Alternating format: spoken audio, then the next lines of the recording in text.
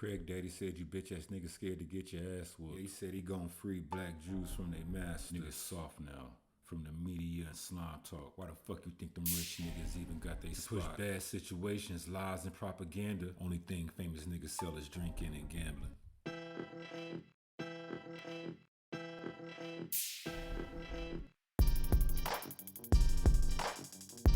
All right, y'all, welcome back. Got a pretty good one today. We're gonna be talking about a few things here. Kind of piggybacking off our last talk we had about Tucker Carlson. We previewed Nick Fuentes' breakdown of Tucker Carlson. And looking at some of the comments in that video, kind of sparked a couple of questions. People were asking, why would Tucker be doing something out of the ordinary? He's just like everyone else. He's just now waking up. All right. So keep that on the back of your mind. Tucker Carlson's out here at Turning Point USA, and we're going to watch some of that here soon. Just pretty much just letting it all out, right? Being based, red-pilled, as you guys call it. Just keep that in the back of your mind. This right here on the screen is Dennis Prager. He talked to the PBD podcast. I don't know how long ago this was, maybe 8 months ago. I'm not sure. I'm not even sure. 2 years ago, maybe. But listen to what he has to say about anti-Semitic nations. Here we go. People might hate Jews. And as I point out in my book and in the piece I wrote on Kanye West, one of my columns, non-Jews need to know something. Anti-Semitism destroys societies. I'm not saying it because I'm a Jew. I'm saying it because it's true. No society has survived anti-Semitism. Spain was one of the greatest world powers. Then it had the Spanish Inquisition and the Spanish expulsion of the Jews in 1492. And have you heard from Spain in the last 500 years?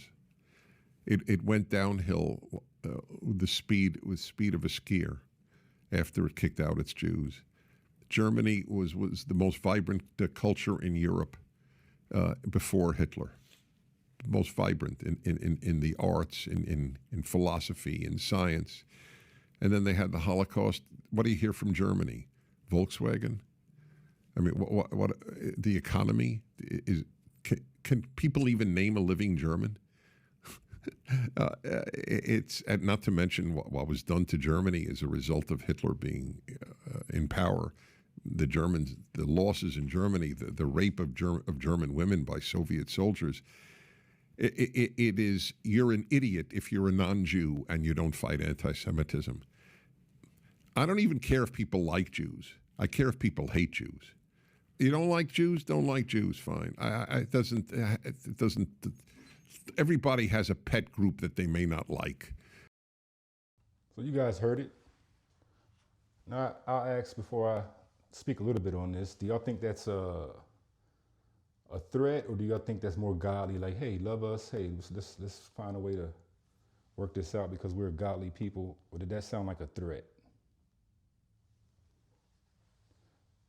I'm gonna leave it up to y'all to decide. All right, so now we have Tucker Carlson here at Turning Point USA, feeling really good about himself and being red-pilled, okay? Let's see what old Tucker has to say. I'm gonna let it play straight through. Not acceptable. And I think the real answer is Jeffrey Epstein was working on behalf of Intel Services, probably not American. And we have every right to ask, on whose behalf was he working? How does a guy go from being a math teacher at the Dalton School in the late 70s with no college degree to having multiple airplanes, a private island, and the largest residential house in Manhattan? Where did all the money come from? And no one has ever gotten to the bottom of that because no one has ever tried. And moreover, it's extremely obvious to anyone who watches that this guy had direct connections to a foreign government. Now, no one's allowed to say that that foreign government is Israel because we have been somehow cowed into thinking that that's naughty. There is nothing wrong with saying that. There is nothing hateful about saying that. There's nothing anti-Semitic about saying. There's nothing even anti-Israel about saying that. I've spent my entire life pretty much in Washington where I knew and loved a number of people, including one very close person who worked at CIA. That has never prohibited me from saying, I think the CIA has done some horrible things, murdered a bunch of people, participated in the murder of a sitting US president. It's got a whole trail of crimes. That doesn't make me a disloyal American. It doesn't make me anti-American in any sense. I was born here. My family's been here for hundreds of years. I love this country. That's why I live here. So criticizing the behavior of a government agency does not make you a hater. It makes you a free person. It makes you a citizen. You're allowed to do that because you're not a slave. You're a citizen. And you have a right to expect that your government will not act against your interests, and you have a right to demand that foreign governments not be allowed to act against your interests. That's not creepy. It shouldn't be forbidden. And yet all of us have trained ourselves to believe that you can't say that somehow, that that's like too naughty and forbidden. And the effect of making that off limits has been to create a lot of resentment, and I'll say it, hate online, where people feel like they can't just say, like, what the hell is this? You have the former Israeli prime minister living in your house. You have had all this contact with the foreign government. Were you working on behalf of Mossad? Were you running a blackmail operation on behalf of foreign government? By the way, every single person in Washington, D.C. thinks that. I've never met anyone who doesn't think that. I don't know any of them that hate Israel, but no one feels they can say that. Why? And I think the longer that we play along with it, the more subterranean and creepy and hateful the conversation actually becomes. So I think it's better just to say it right out loud. Did this happen? And of course, that question has been asked to the government of Israel, and their answer is, we're not going to tell you. And I think our answer should be, no. As long as we're sending you money, if you were committing crimes on our soil, we have an absolute right to know, did you do this or not? And yet everybody has been so brainwashed into thinking that's somehow an expression of hate or bigotry, when it's not. It's a baseline question that every U.S. citizen has a right to an answer on. What the hell was this? So Tucker's pretty much, this is a call, somewhat of a slight call to action, right? He used the word hate. There's a lot of hate building up. He used that term. I didn't hear him speak about God anywhere in there. And then you guys would say, oh, this is Turning Point USA's politics, separation between, yep. He didn't mention God anywhere in that. I don't think he did. If he did, you all heard what he said. I may have missed it. So if he did say it, hey. But he said you have a right based on this being your country. You have every right based on this being your country. You have a right to demand, right? And he says when you do that, or people have done that, and Israel says we're not going to tell you. And they won't ever tell. So what's going to happen? You're going to start demanding more and demanding more and demanding more. And we already heard what Dennis Prager said. And didn't Dennis Prager have like a almost gleeful, like he almost had an orgasm when he, mentioned the fact that, can you name a living German? He almost orgasmed. Go back and watch it. So here's Tucker, right? He's the voice of the everyday American. He's very practical. That's what Tucker Carlson represents. He represents the very practical, logical, tax-paying,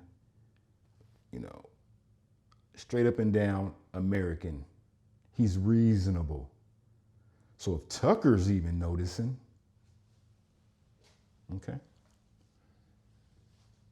We're going to check out one more thing here, and I'm not going to say too much. Just going to let a lot of this stuff just play.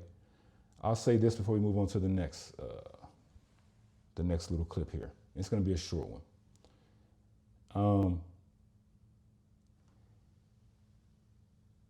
There are religions or practices, or I don't know what you want to call it, prophecies that some people have that wouldn't mind seeing America in the West and Christianity be destroyed. Okay? What a statement that would make if America was destroyed because it became too anti-Semitic. That means God must be with them then, right? Little bitty Israel. What happened to America, kids? Oh, it was a great and strong, powerful country, but they became anti-Semitic. So remember, grandson, never speak out against Israel. And then after all that happens, Charlie Kirk has the nerve to jump on and talk like this. I'm done talking about Epstein for the time being. I'm going to trust my friends in the administration. I'm going to trust my friends in the government to do what needs to be done, solve it, balls in their hands. I've said plenty this last weekend. So if you guys want to see my commentary on it, that's fine. Honestly, I'm done talking about Epstein for the time being. I'm going to trust my friends in the administration. I'm going to trust my friends. You see? Now he's already backing off of it. I'm not talking about it no more. We asked everybody, they said, hey, we got it covered. He said he's going to ask you to trust. He said, trust his friends in the administration, not God. We're going to trust the government. But now he's backing off already after he allowed all that to take place.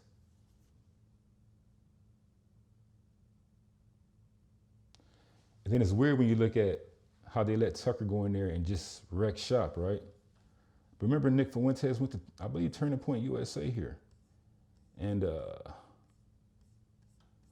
remember what happened to Nick? Let's see if I have that. Here it is. America first, not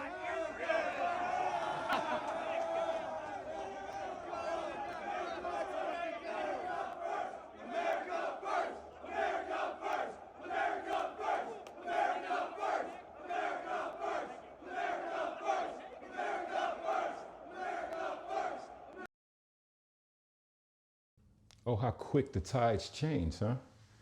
Nick got kicked out not too long ago, prior to the 2024 elections, saying a lot of what Tucker Carlson just said, just openly.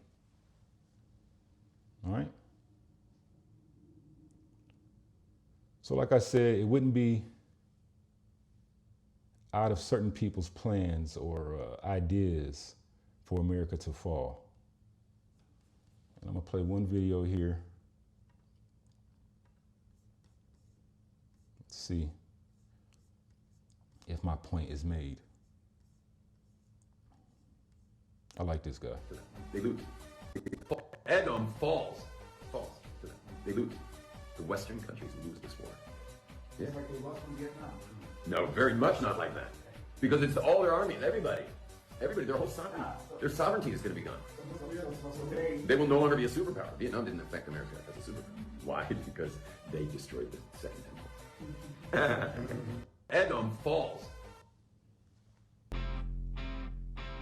So Tucker Carlson is here, it appears, or it could be a strategy. I'm not gonna speak definites, but because I can't, tell you for sure, what's gonna happen tomorrow or even the next 5 minutes from now. But there is that in play there. And then Tucker Carlson's a perfect guy to actually make it normal to hate Israel. That's your permission slip right there, America. So what you gonna do now?